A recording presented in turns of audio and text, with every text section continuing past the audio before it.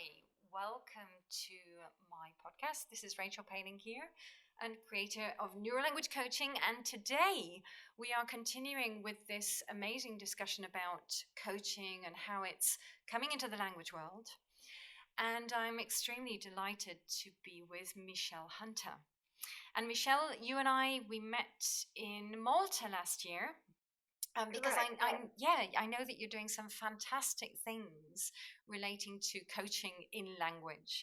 So first of all, could you give everybody a little bit of an introduction of who you are, how you've been working over the years, and just that sort of background of all your experience? Sure. So my name is Michelle Hunter. I am British and recently also German, and I have lived in Germany for the last 23 years. And for 20 years, I've worked as a business English trainer in and around Stuttgart in companies and in universities. And through that experience of learning about learning, I came into coaching. And 6 years ago, I did a postgraduate certificate in business and personal coaching, not with the intention of becoming a coach per se, but wanting to learn about and take from the course coaching tools and techniques and to understand coaching better so that I could apply it to my work of English teaching and at the time also women's development.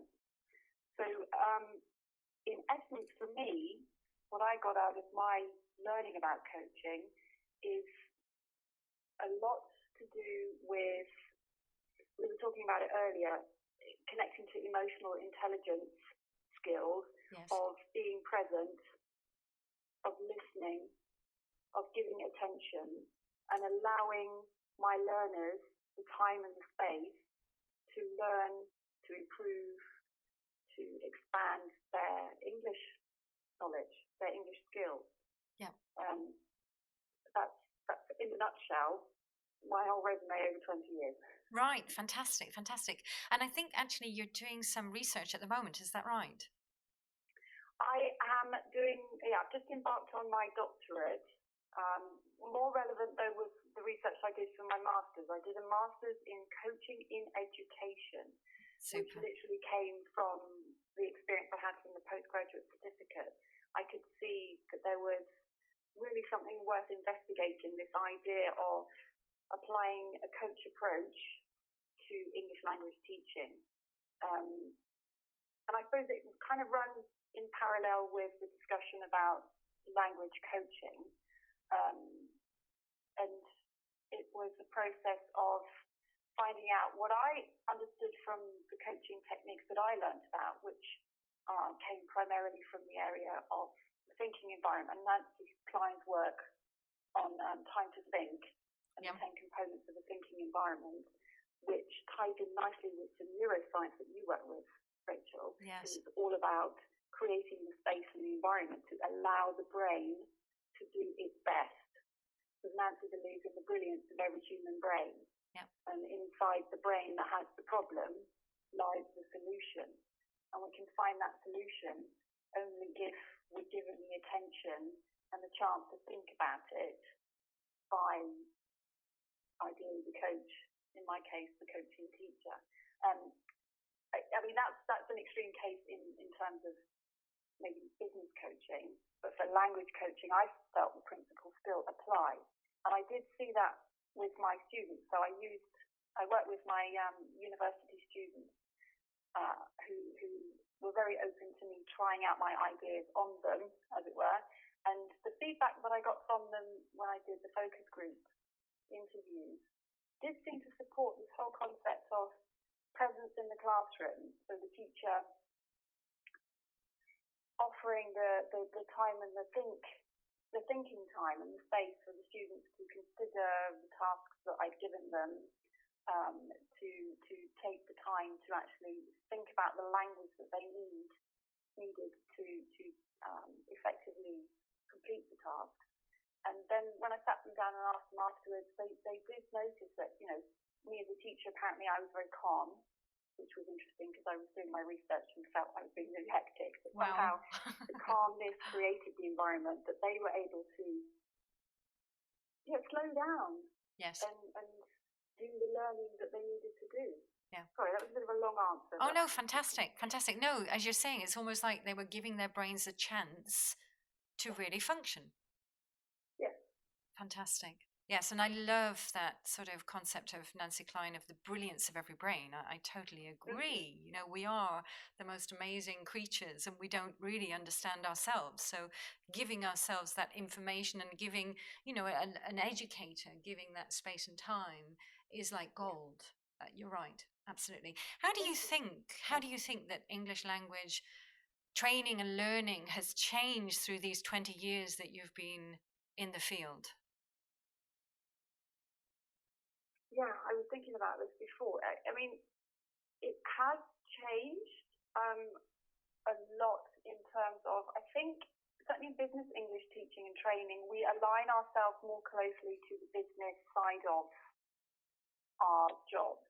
You know, so instead of being a generalist and coming in and help with the sort of traditional English teaching stuff, we're thinking certainly in terms, even to the point with our own businesses, that we're thinking more with a business mindset, and getting closer to the context of our learners, and how what we do can really leverage what they need from us as language professionals, English language professionals. Yeah. And it's kind of, I believe it's inevitable. The industry sort of grown and developed and matured, I think. Yes.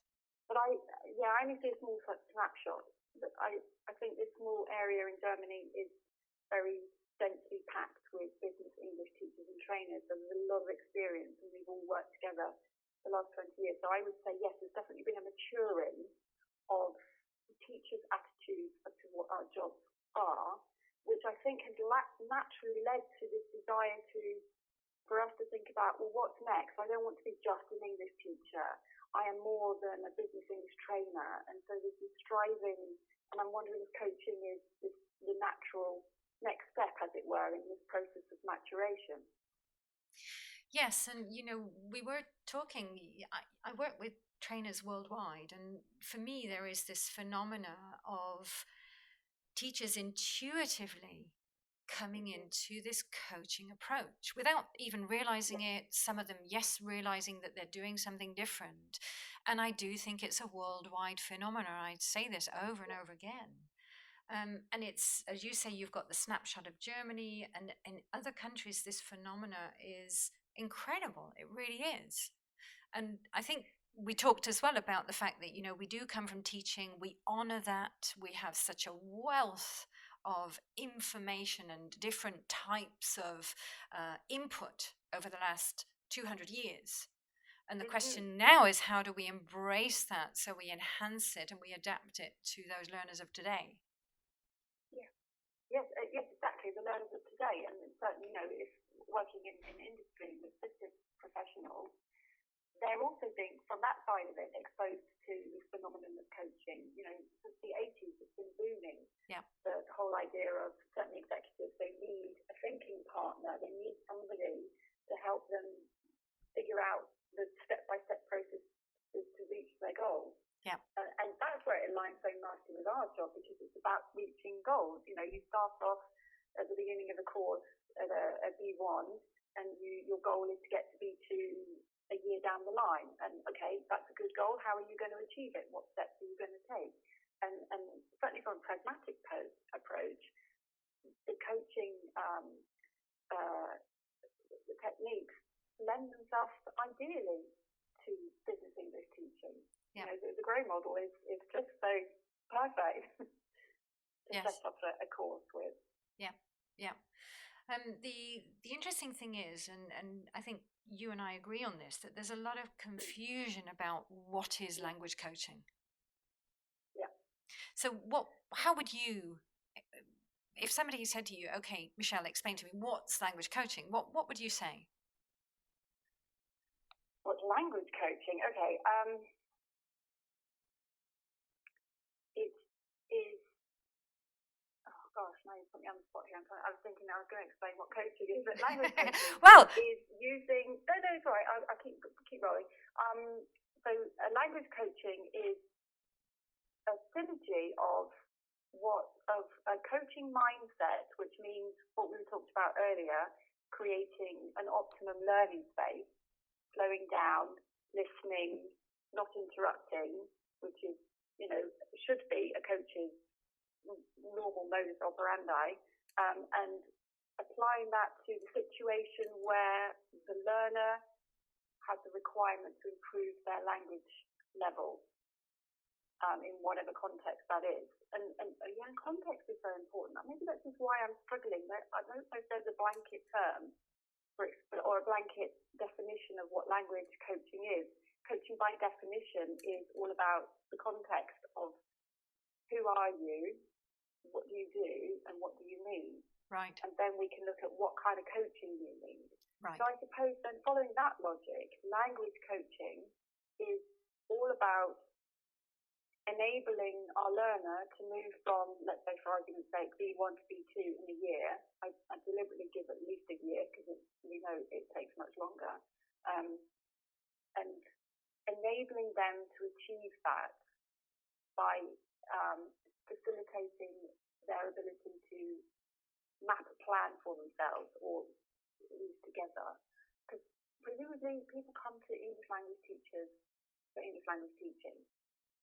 Right. So what do people come to language coaches for? Maybe that's another question to think about. I don't know. Wow. Sorry, that was a bit of a muddy answer. I'm thinking as I'm speaking as I'm thinking. Yeah, but what you're definitely touching upon is that it is about enhancing language in whatever shape and form. It has necessarily to do with language. Yeah. And I think you and I both agree that anything to do with language coaching has something to do with language, learning, consolidation, whatever. Yes. Mm-hmm.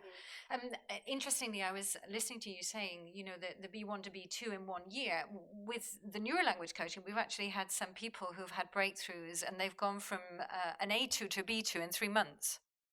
Oh, my word. Yes, absolutely. So I do think as well, it's about breaking away from the mold of what we believe is possible. And actually, as a coach, with that sort of feeling of, come on, I'm going to get you there. You're going to do this. You're going to get that goal. You're going to win that cup sort of feeling.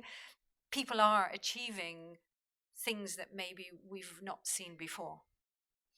And there you go. Yes. Shift of mindset. Absolutely. Absolutely. And I think you're right. The coaching is about the emotional intelligence, the shift of mindset, that person accompanying the learner to maybe go beyond where they've ever been before. Yeah. Yeah, and also, to also make it clear to colleagues that I'm going to talk about myself. I'm not saying you need to become a coach and you need to shift everything that you know and do coaching, because if you want to be a coach, go and learn how to be a coach. Yes. And do that. That's a whole other client basis. That's a whole other realm. Go and do that. So language coaching, it comes back to the blending and the synergy of best practices. Presumably the learners, they come there for the language, and that has to be the primary focus. Yes. And if you think, I suppose coaching is the sort of the vehicle that we use. That's right. To transport them through the process. Yeah. So I'm not saying, okay, you now have to be a coach. It's like I did. I took from the world of coaching what I saw as the bit fit with and can blend nicely with what we do already. Yes. But I'm hearing as well that you did have some training into what that is. Absolutely. Yeah. And I would say to anybody, depending on your resources, depending on your time, because it is time consuming, you have to have an interest in it in the first place. But if you ever had the opportunity of even a 1-day coach training session, take it. Yes. You just never know what it might shift in your brain, and that you can then take and apply into your practice as a teacher and trainer. Yeah. Even half a day, something. Absolutely. It's all about enriching ourselves and discovering Mm-hmm. ourselves to then help the learner enrich and discover themselves. Yes. Yeah.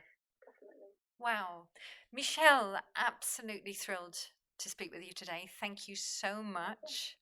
Anything that That's you'd like right. to add about what you're doing or what you're hoping to achieve, and just give the listeners some feedback of anything that you'd like to just finalize with?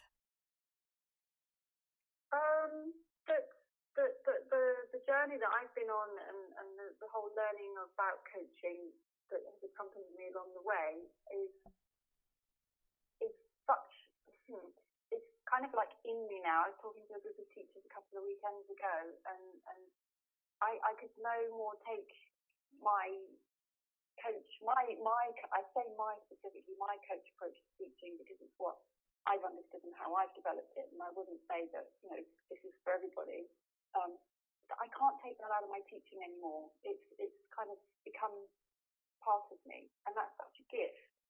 And it's helped me, and it's helping me during my current studies. So I'm doing a doctorate in applied linguistics and investigating how students and teachers manage to do their teaching and learning in an EMI, English Medium Instruction setting. And I will be using my coach learning to unpack what's going on in the classroom, and down the line hopefully help students and teachers improve that process so they can maximise their learning effectiveness. Yes. Despite having to do it in a foreign language. So it's all kind of culminated, all the bits and the strands over 20 years. And it's just so exciting. And it's just being open-minded and allowing the new stuff to come to you and see what it can give you and what it can bring you, which you can then pass on to someone else. Yes, absolutely. Well, I'm wishing you every ounce of good luck and success with what you're doing. I know that you're really helping to bring that clarity to this question of the coaching and what it is, and also how does that come into the language process. So thank you for that. Grateful to you for that. And we will end today. Thank you to our listeners, and our next podcast will be another super lady from the coaching world. So do join me for that. Bye bye, everybody.